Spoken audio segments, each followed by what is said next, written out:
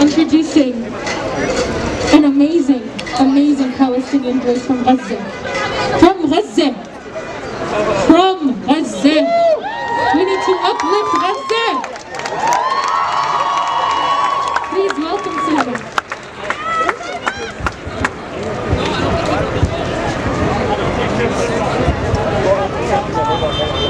Today, we are faced with a paradox.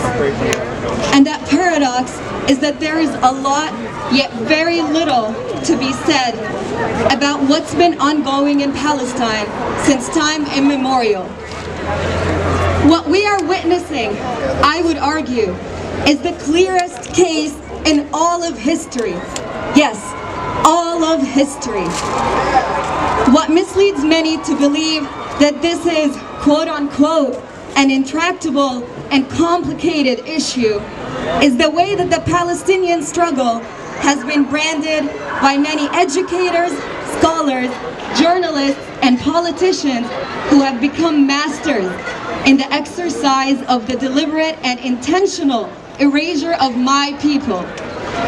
What we are fighting for in Palestine is our total and absolute liberation from the western outpost of Israel.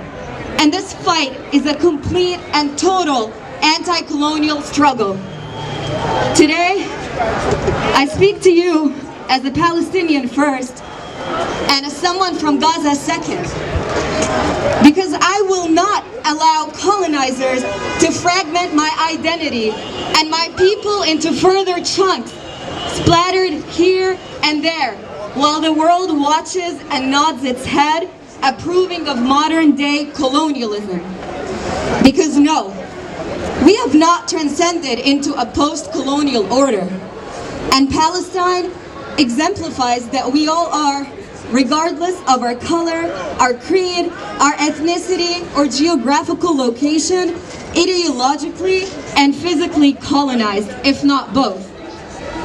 There is one norm, and that is the Western norm to kill, maim, silence, and then proceed to co-opt our leaders in the global South to buy into Western ideals and interests that are meant to sustain dominance, superiority, and hegemony. And this is when resistance becomes imperative. And not only is resistance imperative, it's a duty and an obligation. I won't be going into details about the horrific events taking place in Palestinian cities, including my hometown Gaza, where my parents are, because the internet is flooded with information, and I trust that you all can make your way through all of those sources. Instead, today I'm here to tell you that in Al-Lud, in Gaza, in Al-Quds, and in Nablus, we're not fighting for a seat on the table.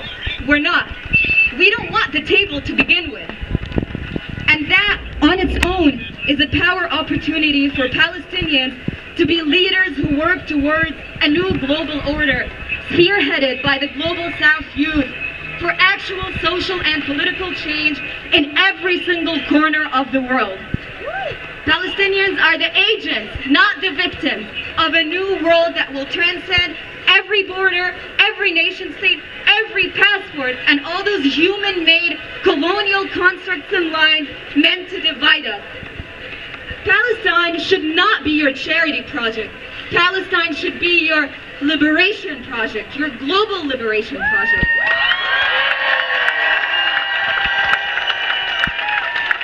Because your liberation, whether you're in Ferguson or Flint, in Colombia or Tibet, depends on the liberation of Palestine. Don't think you're washing your hands off of murder and colonization by sending humanitarian aid and meals after each series of Israeli terrorism and attacks, and repeating the cycle of subjugation and humiliation every few years in a city like Gaza without holding anyone accountable for their crimes. What picture of our fight and the need for an eradication of capitalism in all its forms, because it's at the heart of why places like Palestine, Colombia, and Venezuela are where they are right now. We want to be able to take strolls in Aleppo, in Baghdad, and in Haifa and Jaffa, we present the world with an opportunity to reimagine and get rid of systems that produce the type of state-sponsored dispossession and violence that we see in Palestine. What we demand in Gaza and in all of Palestine is a free Palestine and a complete lifting of the deadly siege on Gaza and a free world altogether.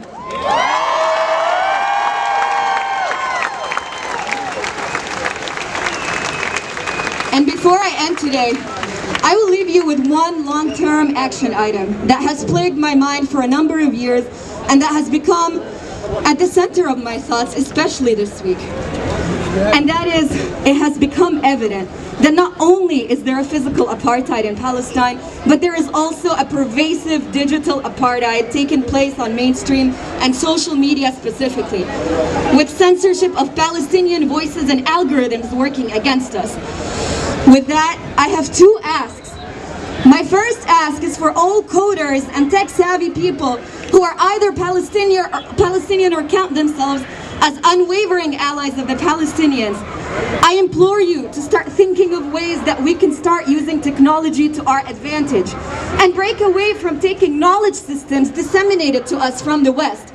We need to create global South platforms for social media because technology's advancement is inevitable, and it's integral that we take it more seriously and start thinking of how we can produce knowledge and systems in that field.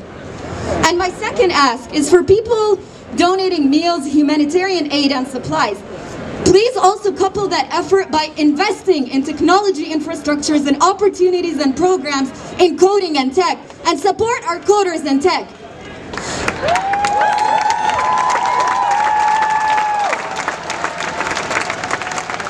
To wrap up today, I just want to reassert that the Palestinian anti-colonial liberation effort is linked to every single injustice in the world, no matter where these injustices are taking place. And if that malady is not cured in Palestine, it will not be cured anywhere. And I will leave you with this quote from Huey Newton, founder of the Black Panther Party. Quote, "We support the Palestinians' just struggle for liberation 100%. And we will go on doing this, and we would like for all of the progressive people of the world to join in our ranks to make a world in which all people can live." Thank you.